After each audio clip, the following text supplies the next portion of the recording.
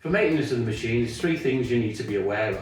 The first one is the filter inside the door. This is the lint filter. This captures all the lint through the process. You need to remove this by hand, or you need to get a vacuum cleaner and just vacuum it out. Quite easy.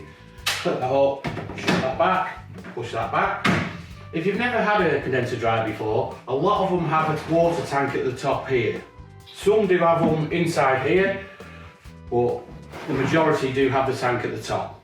This tank will just empty into the sink. Usually takes between 1 and 2 tumble dries for it to fill up.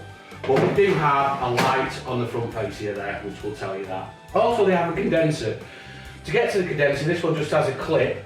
Some actually have a fascia. You have to pull the fascia all down so it's in one piece. But behind this, you will have the condenser itself. So we flip that up, flip that one down. This needs to be cleaned. So the condenser turns the steam into water, and then the water goes into the tank. The manufacturers on this model say this needs to be cleaned every 30 uses. So how to clean it: put it in the sink, just put normal water on it, no detergents needed. You could also go to the shower, use a shower head and clean it up. Once you've done that, you just push it back,